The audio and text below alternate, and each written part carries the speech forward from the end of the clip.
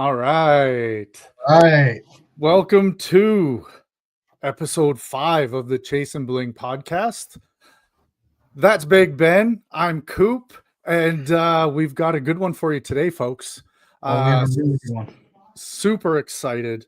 Not only are we talking some really fun stuff, but we're happy to have our very first special guest coming on board with us today. It's exciting for me, especially because this person has a long relationship between us, and we've known each other for quite a while. But before we get to that, we do have to pay homage to our brand 60. And just hold on a second. There we go. Just a few little technical glitches we got to work through sometimes. Our brand 60, a fully custom and Canadian uniform and teamwear supplier. Unleash your greatness with 60. We've got some, as we look into ordering season, Ben, we get into and look at different sports. And right now we're coming into prime ordering season for the fall football world. So I thought it would be a great idea to throw up some really cool pics of our football jersey designed and created with input from Canadian professional football players. This jersey is unique and not like any other. So I'm pretty proud of what we've been able to produce here.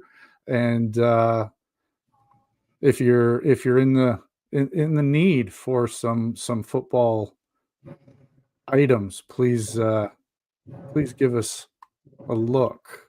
I'll just throw up our website here at sweet60.ca/60 if you're looking.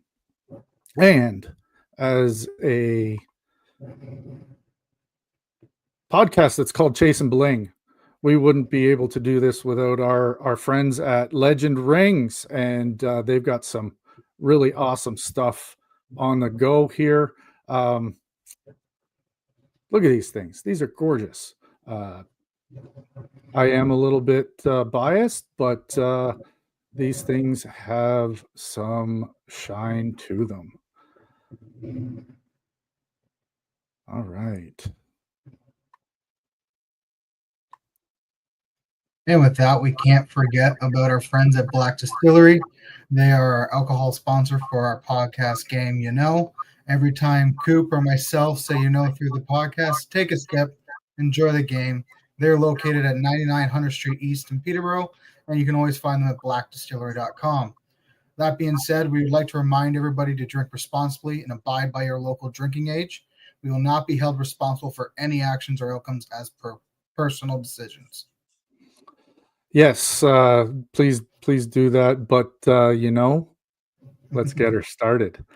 All right. So, as I said, we've got a special guest for you today. This gentleman and I have known each other for 29 years now. Here we go. I have the utmost respect for Craig Smith. He has meant a lot to my career and my knowledge of the sport of football. And I'm just going to bring him on in. Coach, welcome to the podcast. It's great to see you. Appreciate you guys having me.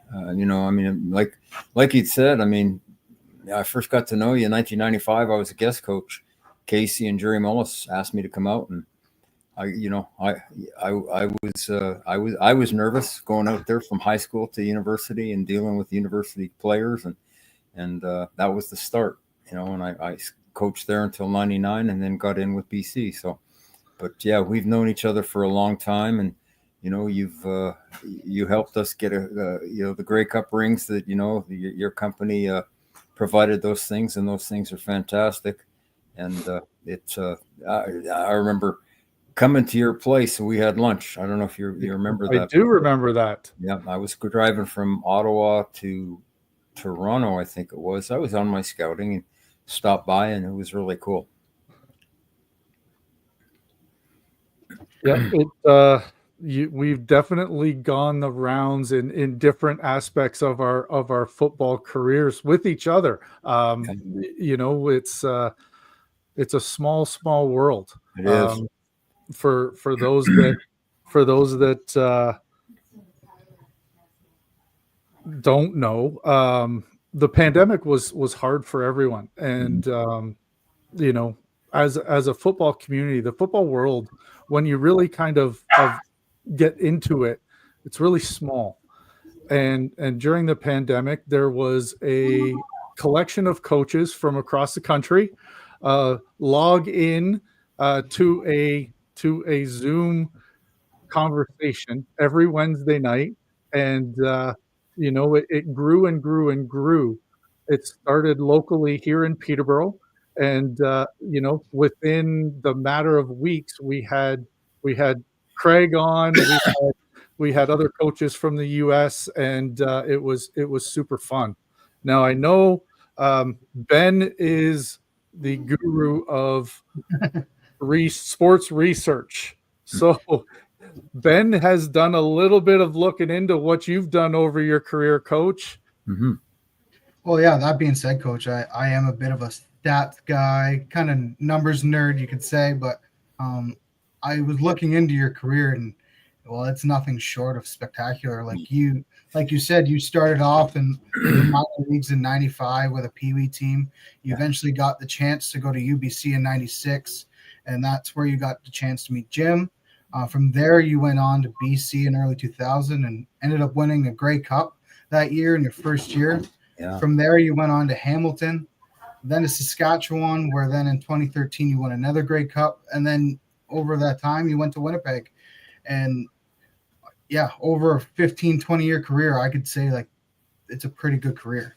Yeah, I was fortunate. Like I started actually with the West Side Warriors in the west side of Vancouver. I was sitting on my butt in the UBC computer room, and I read the notice board, and it said coaches wanted. And I went, hey, you know what? I wouldn't mind that. I think I know about the game. Well, and I answered, and the guy said, you know what? We've got an opening for a Pee Wee coach. And I went, Pee Wee? Well, I kind of wanted to coach the older guys. He said, well, come out and see how you feel. I went out there. It was incredible. I just loved it. I thought I knew a lot, right? Well, I couldn't get enough information. It was incredible how much I needed to learn. Went to clinics, got books, read. I went down, joined the Casey Smith told me, join the AFCA. They got a convention. You can go in there and you can go into lectures and, all that kind of stuff. So I did that. And then in 95 was asked to be a guest coach there. And like I said, I was nervous going into there and with all you hot shots at UBC and that was just, you could see that this team is special. They had Shillingford then and Andrew English, but then as time went on, at 96, we made the playoffs. We lost to Saskatchewan, and the next year, we had a tough time against the U of S, but we still came through and won the Vanier. And what a time that was! It was just totally incredible. And that's the thing, like coaching with that team, it's amazing. Everybody talks about the room. This was a fantastic room. A bunch of great guys that love football, and you just wanted to be around those guys. It was just so special. It was a very special year indeed. Now, what we're here to talk about today is kind of what happens following some of those special seasons. Yeah. I should get Kathy to get my ring.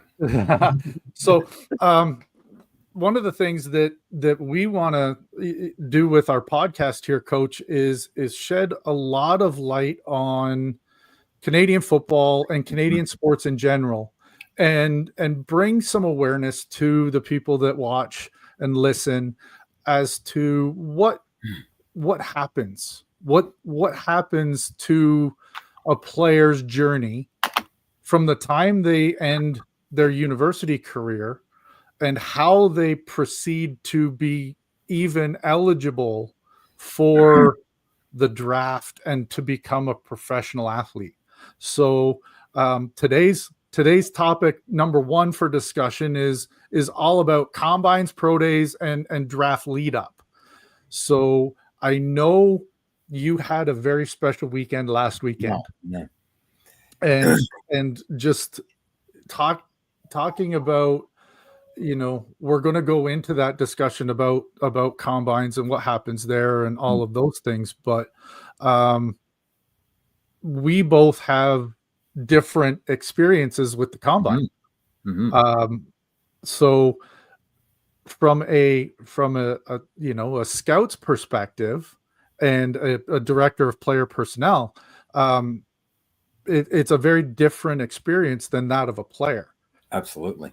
So, I remember mine and the nerves that they didn't start at the combine. They started at the airport on the way to Winnipeg. Yeah. I still remember myself and Curtis Gallick going to the evaluation camp for the 1998 draft. We were flying together, sitting beside each other the entire flight from Vancouver to Winnipeg, talking about, what do you think's going to happen? What are we most excited for? What are we most nervous about?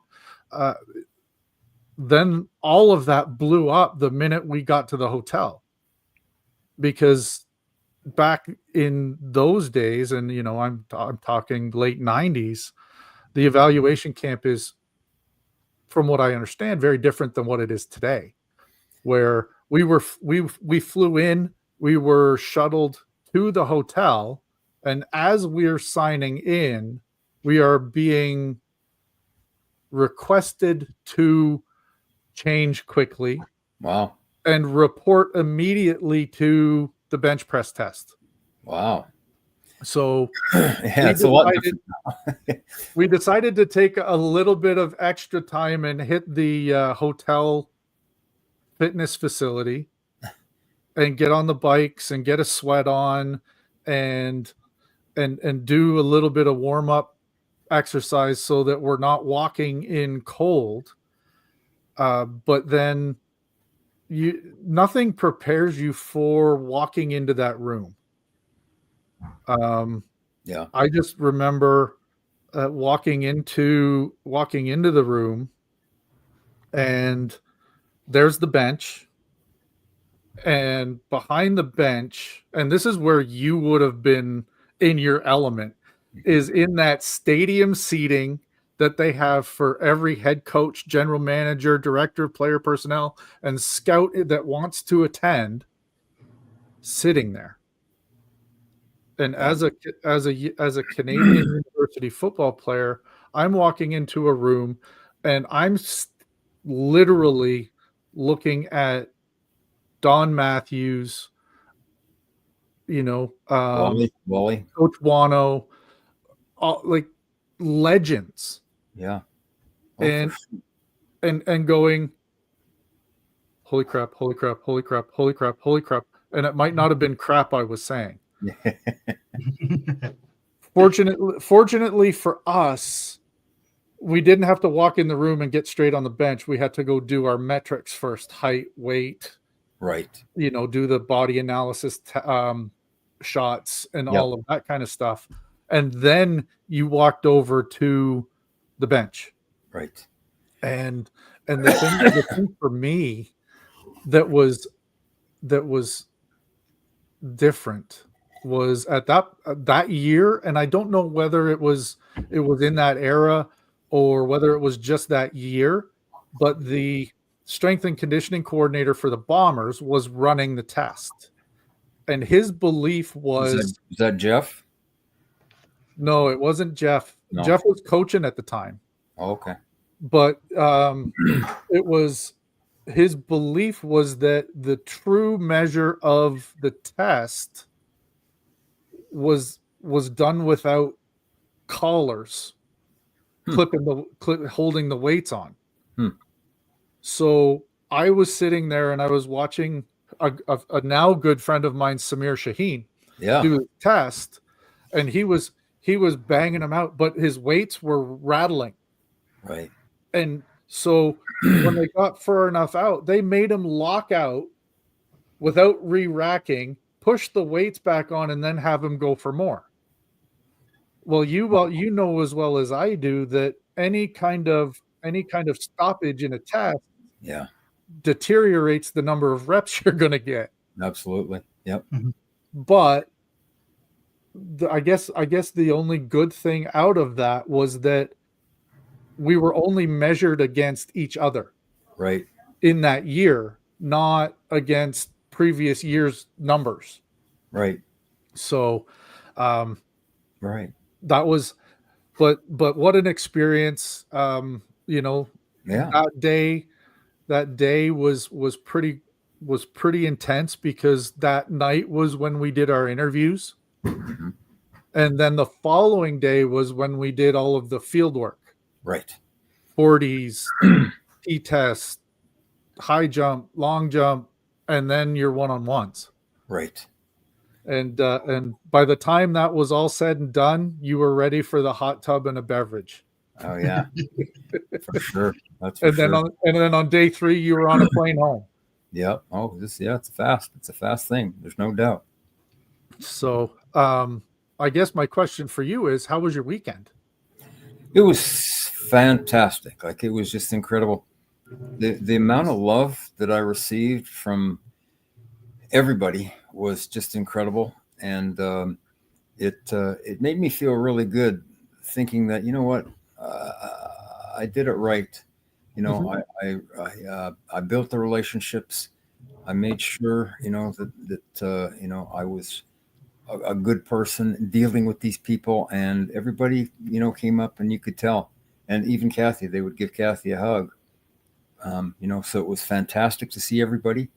But the really good thing was seeing the players. That was the first practice that I had been to for so many years.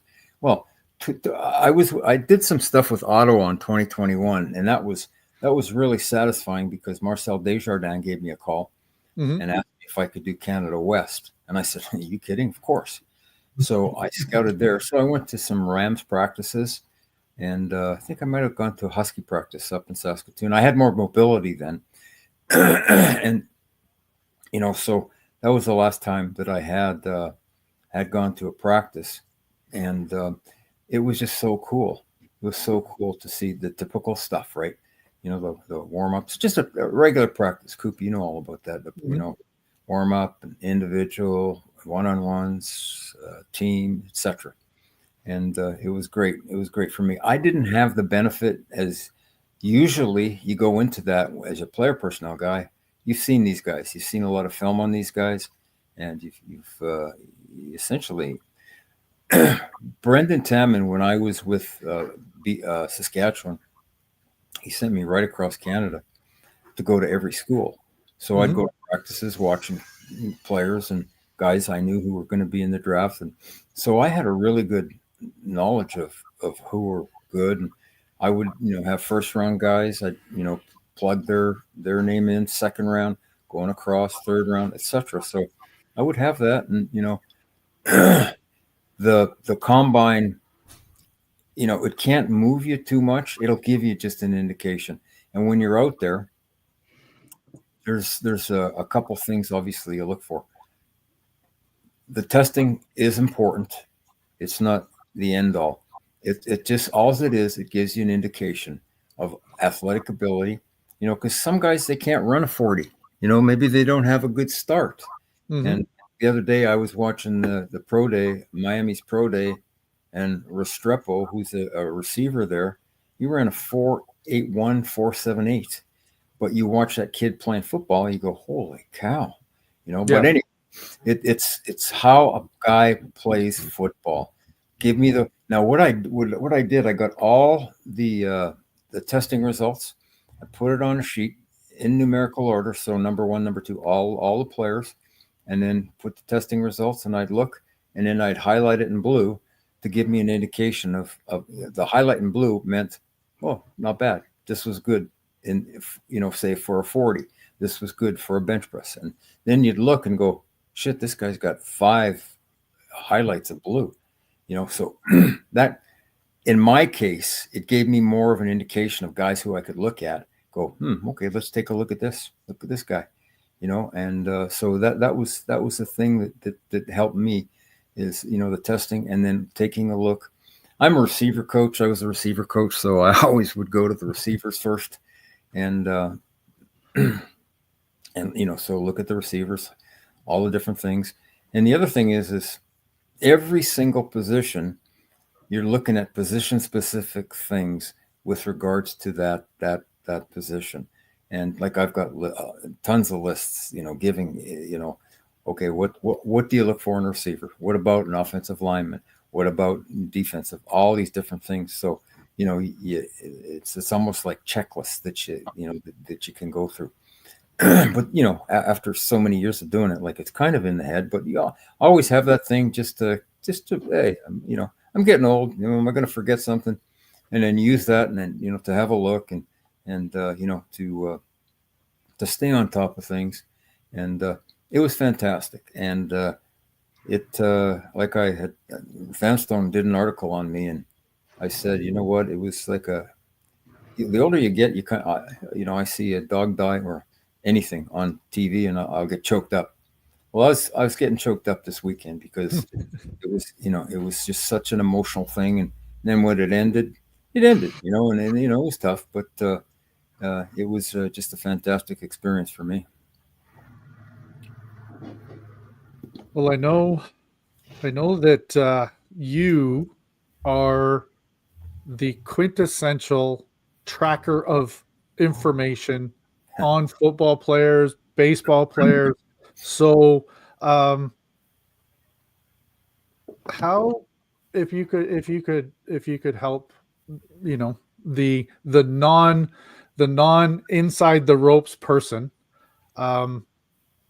maybe talk to us a little bit about how you would go about, you said you're a receivers coach. So how would you go about evaluating a receiver from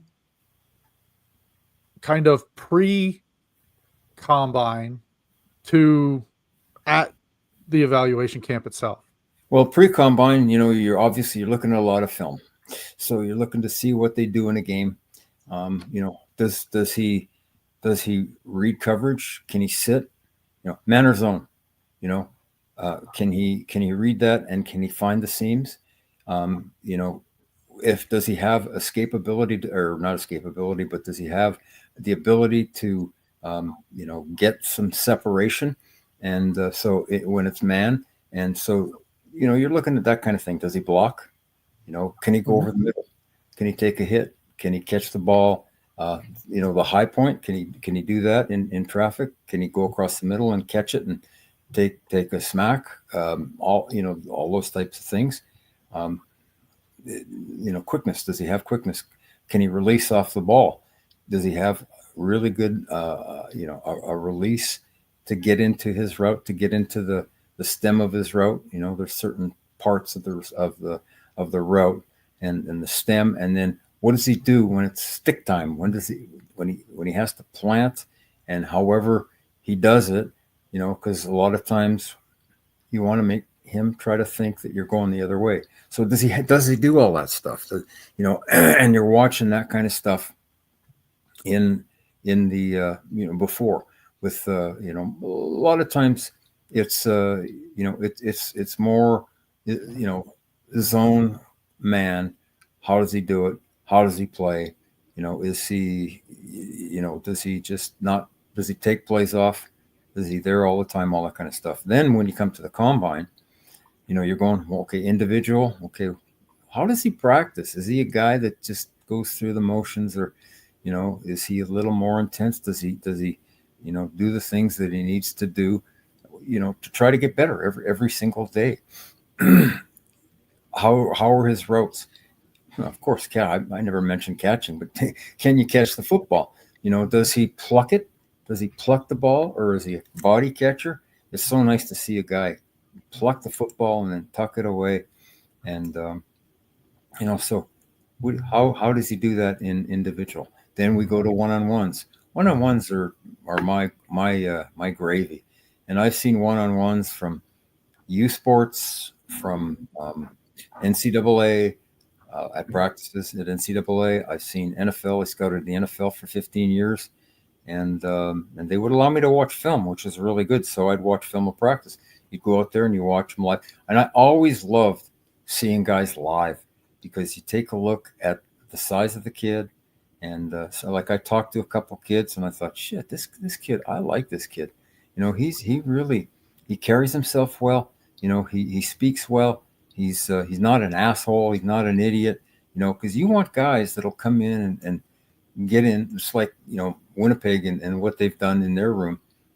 They get that room proper.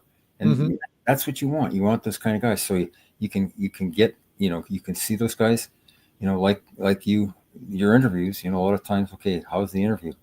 I always used to say to the kids, you're here for a reason.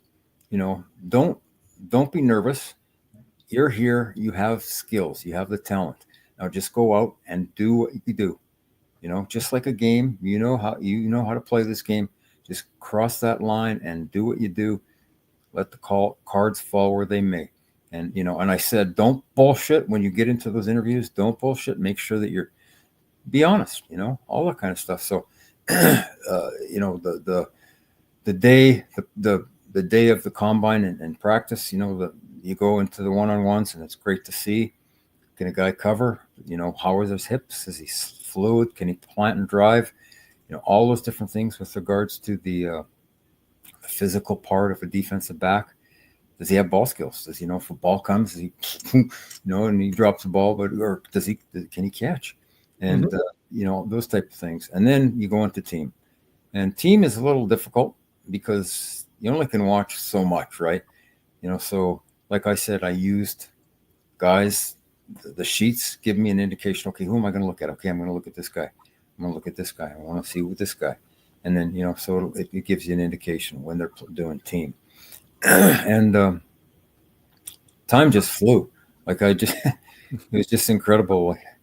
And I was in the wheelchair and Kathy was pushing me around, and, it was incredible what she did for me. And I had some good sight lines where I could see, and it was a fantastic experience, and if some team came calling, and, I would. Well, I'm sure that anyone would be super happy to have your experience and be able to benefit from what you've, all the stuff you've done over the past 20 years allows you to be that really good evaluator.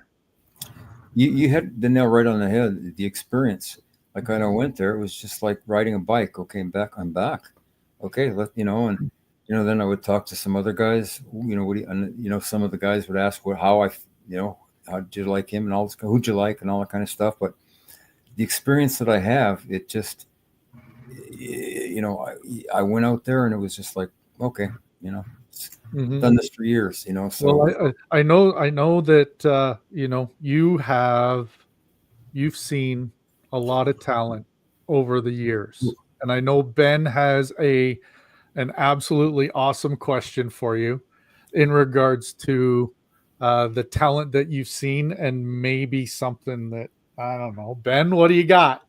Well, it's just, as a CFL fan and, not being able to get certain access to, especially people in your position, I'm interested to know, like, in over the 20-year span of you being a scout or player personnel director, was there one player that came to mind that you scouted hard and thought, man, if our team can get this guy, he can really make a difference for us, but eventually the way situations happened got away from you and you weren't able to either draft him or, pick him up in a free agent signing? Yeah, it's kind of funny because when I was in BC, there are two guys that I put out, like Adam allowed me to handle the neg list.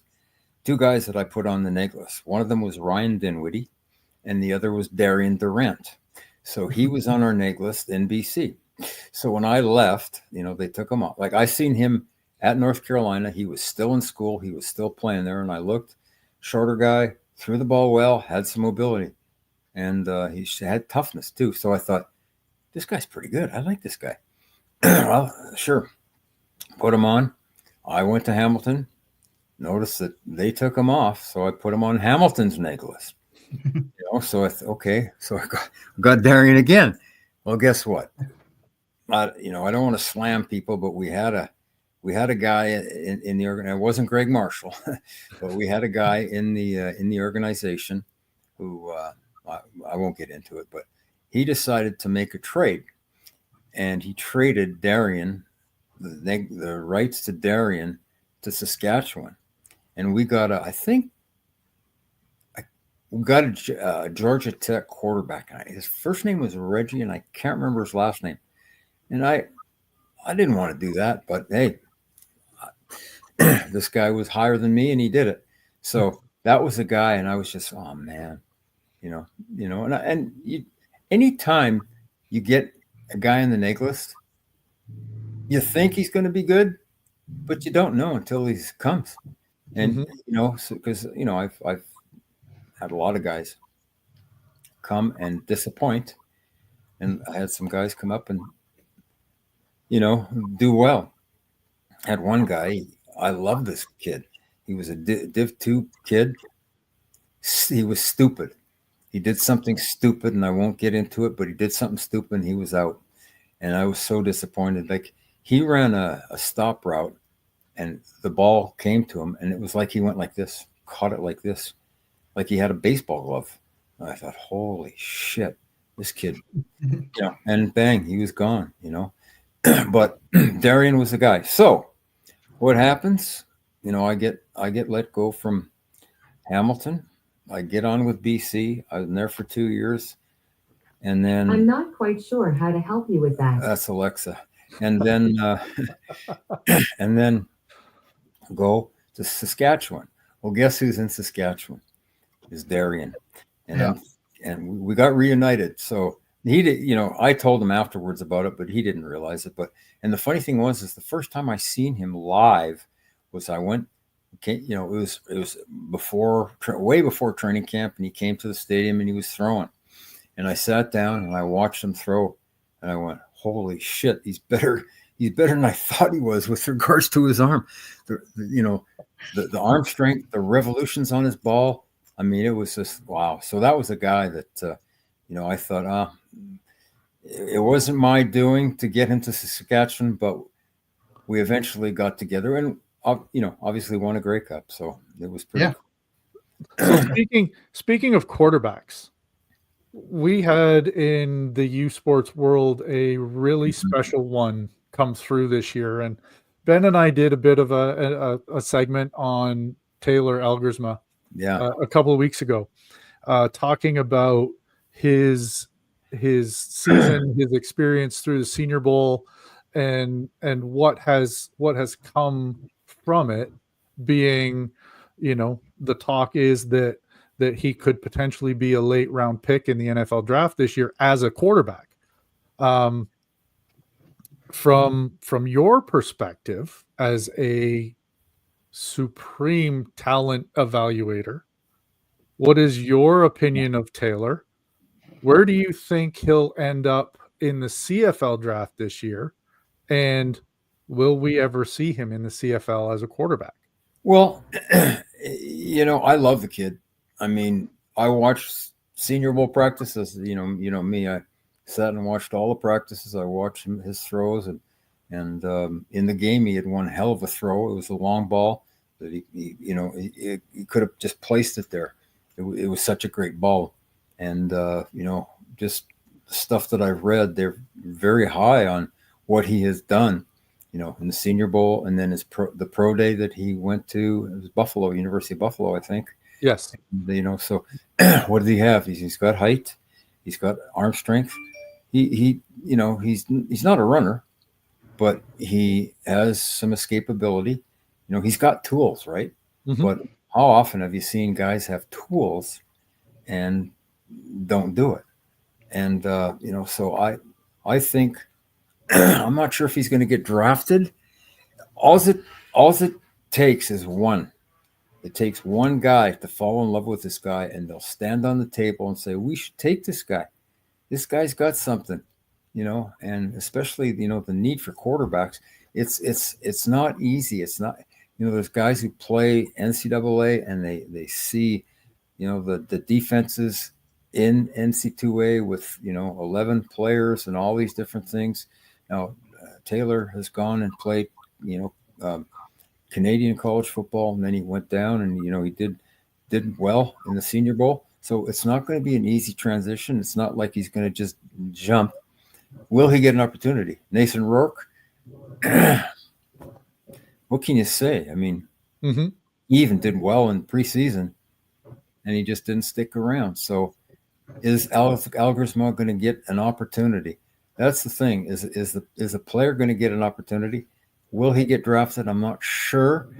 I would think he's going to definitely get at least an undrafted free agent signing, but who knows, right? I mean, you just never know. Yep, and right now, like what I saw this morning, was he is currently kind of ranked 10th to go in that number 10 spot in the CFL draft. I don't know who that pick is. That is number 2 or number 3, number 1 or number 2, second round. Yeah. See, the thing about when guys definitely have an opportunity for the NFL, CFL teams are leery, to get something, because they, in the first couple of rounds, they want guys that could possibly come in and contribute. Now, and we did this, I've done this I've been on a team, and, we drafted a guy. I'm going to go to the pharmacy. Okay. We drafted a guy, and we never seen him. Mm-hmm. He played in the NFL forever, and it was a high draft pick. So, that can happen, right? Oh, for sure it can. Yeah. And I've seen it. I've seen it a number of times where those guys that are pegged for either, a draft pick in the NFL or a very quick post-draft free agent signing, those guys are kind of slid down to the later rounds in the CFL draft. Yeah. Because they place the focus more on the guys that could come in and play sooner, or at least play in the CFL for a longer period of time. Yeah, and the thing is say you take them, doesn't work out in the NFL. Wow, look what you got. Like if you the third round pick or something like that, and go, look what we got. It might be 2 or 3 years down the road, but who knows, right? Yep. And it's just like the NFL draft. You take a look at some of what's going on there.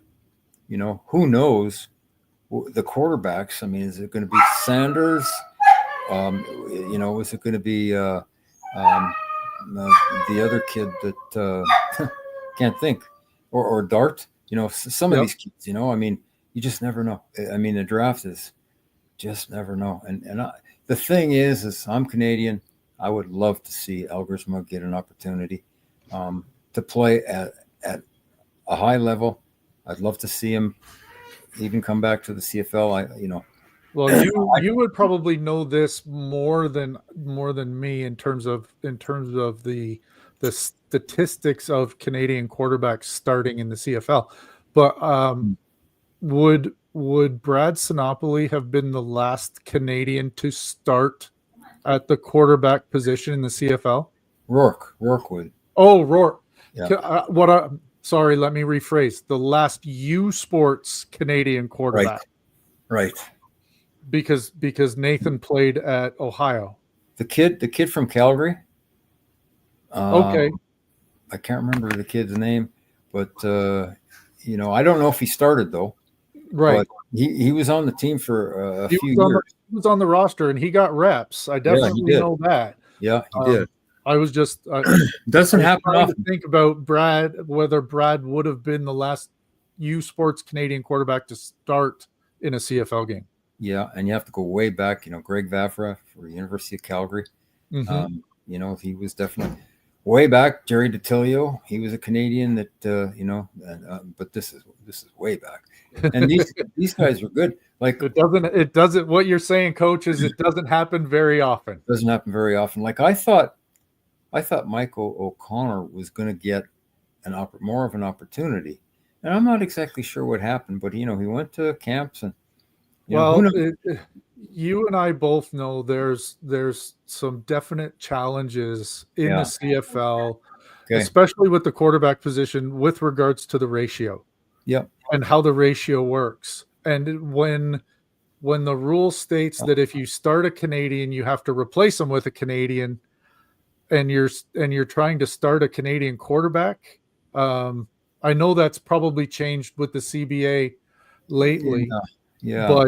But I know that if there's some ratio situations with the quarterbacking spot, that it could be challenging for a team that if there's not the talent pool for Canadian quarterbacks, it would be tough for them to start with the intent of having that Canadian quarterback as your starting quarterback for the entire season. I think nowadays, I don't like the quarterback. I think if quarterback is quarterback, I think that would go into the ratio thing. But there's been some kids that come out. Like there's a Western kid that came out a couple of years ago. I think he was on the Vanier Cup team. Yep, I like that kid. I thought that kid had some skills, and nope, didn't work. So there's definitely been kids that the deal. Free safety, maybe a boundary corner, a linebacker, offensive line, 3 or 4, fullback, Z receiver. Mm-hmm. Hopefully you get, like, you think about the Saskatchewan team. We started. I think we started 8 Canadians. That Grey Cup year, and we had some Canadian. You had the Canadian Air Force. Well, yeah, we had Bag and Fantu. Well, Fantu's left us, but we had Bag and I'm getting old. Getzlaff, so we had some good ones, and Andy was on our 2010 Grey Cup team. We lost that one, but they're very, very special. And when you get guys that can start, and they like putting all them Americans on defense, to fly around. So it's sometimes the Sam linebacker now is a Canadian, so it's kind of interesting if you can get that body type with the athleticism and physical. Yeah, there's definitely been a shift in the players that are being looked at from a Canadian perspective in the CFL. Back when I played, it was traditionally a couple of slot backs, maybe one linebacker or free safety, but most of your linemen, especially the interior linemen, were Canadian, and that was about it. Yeah. It was a lot of times. Some teams, they would go with 5 Canadians on the offensive line if you had a couple good tackles. Oh, absolutely. Yeah, our Grey Cup year in 2013, we had 4. We had Ben Heenan that we drafted, which was a fantastic pick, and our left tackle, which was he was an American, and the other guys, we had Picard. And did you play with Picard? No. Was he in? No, Picard, Labatt, Chris Best. Yep. And with Heenan, so we, that was, what a luxury that was, Oh, for sure. Well, Coach, I definitely thank you for coming on and talking some football with us today. And well, I hope it helped for sure. Oh, absolutely. I know that Ben's been sitting here grinning from ear to ear the entire podcast, just listening to your stories, and I've enjoyed reconnecting and Yeah. just, talking football with you as I always enjoy it. And, we'll reconnect pretty soon here. Yep. Look at those. Oh yeah, look at the bling. That's a mitt full right there. Yeah. Well, we're very, very fortunate. The good old UBC ring, Coop. Yep.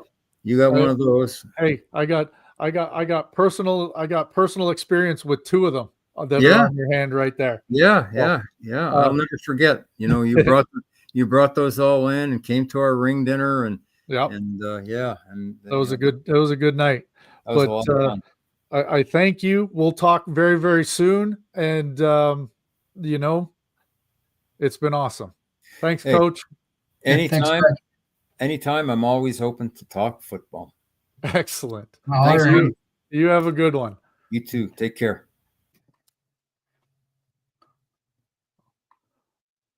All right. That was awesome. Isn't he awesome? He's one of my faves. Oh God, just listening to those stories and the knowledge and the experience that man has within the Canadian football game it's unheard of. It's excellent. He is an institution. Yes. All right. So with that awesome segment being completed, we get to know, and that was all for me. Oh, I love now we get to move into a passion of yours. This is one of the greatest days of the year, Jim.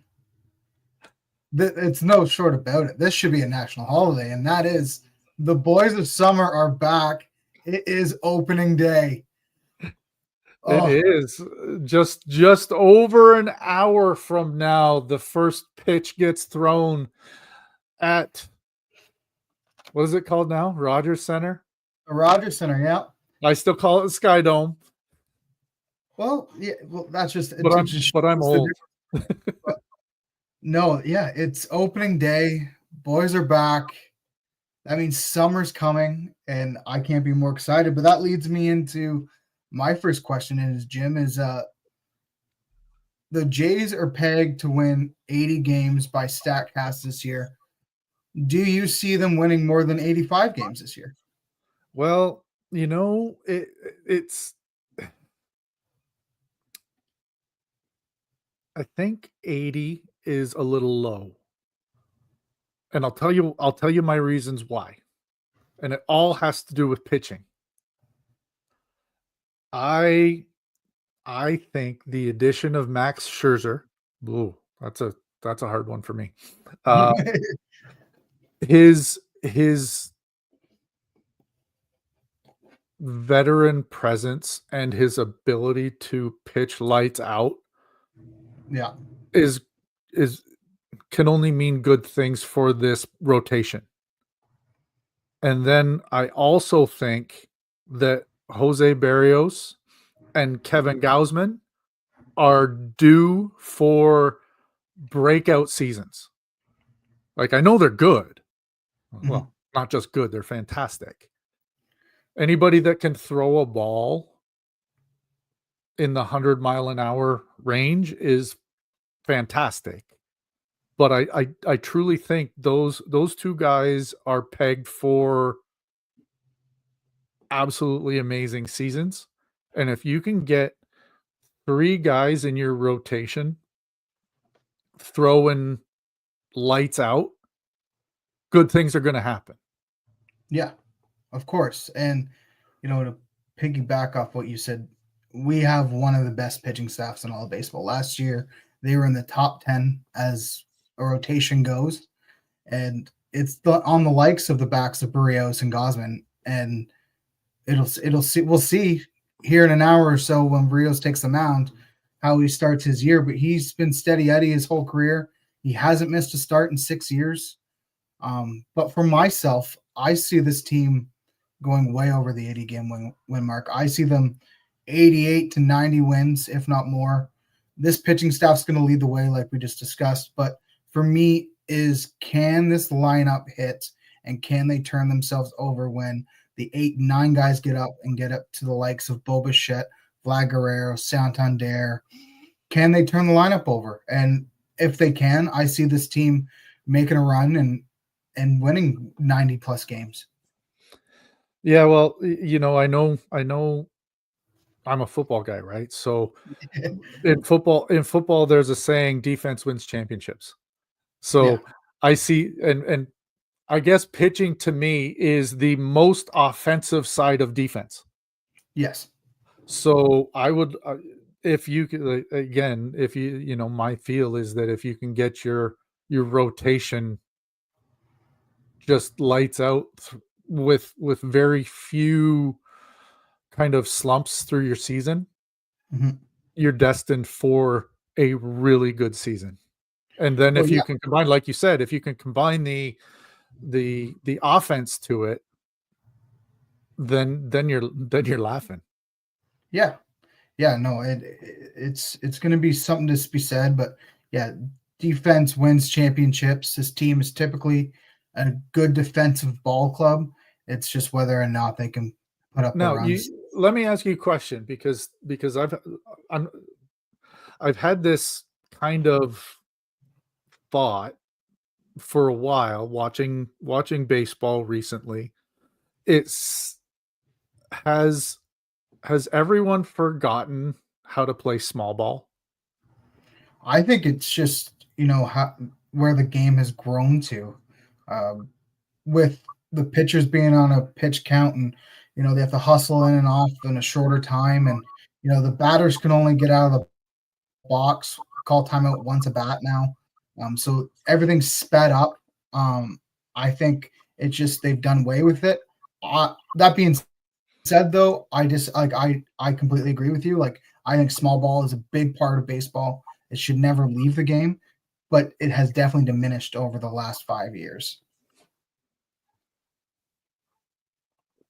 All right. Well, yeah, like I just look at certain situations where teams can get down couple runs, and all it seems to me, being the uneducated baseball guy, it seems to me that everyone's just trying to swing for the fences and hit dingers to try and get them out of it very quickly, as Yeah, opposed to getting on base and advancing runners. yeah. The game has transitioned, I should say, into strikeout or home run game. Hits are down all across the league. Small ball's way down. Like, I can't remember how many bunts the team had last year, but I guarantee you it wasn't over 20.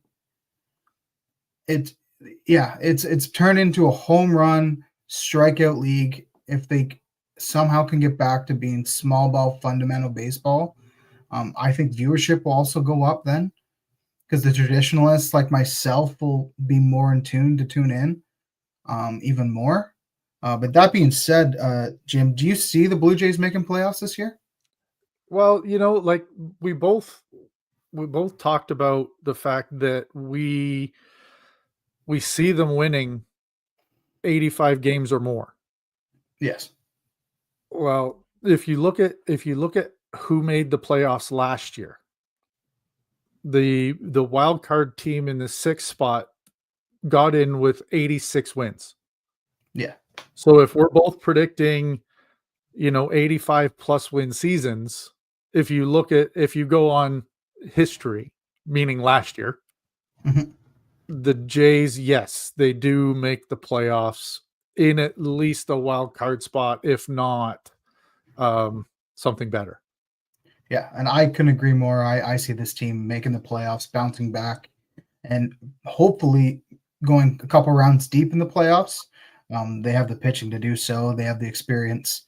But that being said, to get to the playoffs, you need players to perform well. Another question I have is, who's your favorite player this year on the Blue Jays that will make an impact? Well, I look at favorite player in a couple of different areas. I look at somebody who performs really well on both sides of the ball. and then somebody who has that extra little something. So my favorite player on the Jays right now is George Springer. And the reasons why is he's consistent at bat, right? Like if you look at his entire career, he has consistently kind of been in that 230 to 270 range. So, he's consistently doing well at bat. He fields very well. And then he's such a great personality to watch. Yeah. He has, he's likable. He jokes around. It's hard to see him without a smile on his face throughout the course of a ball game. Yeah. And that tells me he's still in that I love this game phase. Yeah, you said it best. Like he is a gamer. I would say he's almost one of the captains on the team. Like he is a front runner. He looks like a great clubhouse guy. Mm-hmm. And like you said, he's always got a smile on his face. And even when they're losing, he'll make a great catch in the outfield, and there comes a smile. For myself, my favorite player for this year that I see helping this team go deep is Bo Bichette.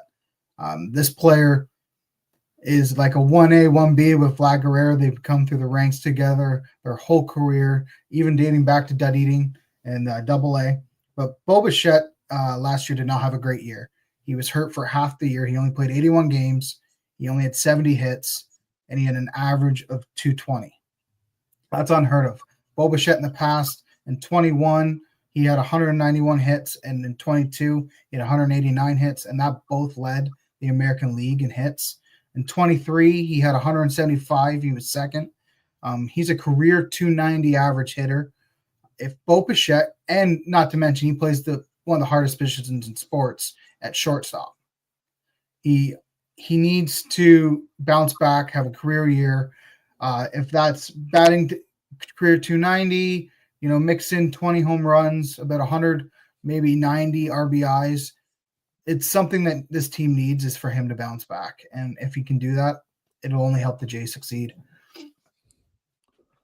Well, let's hope you're right. I do like Bo. He's an enjoyable player to watch when he's playing well.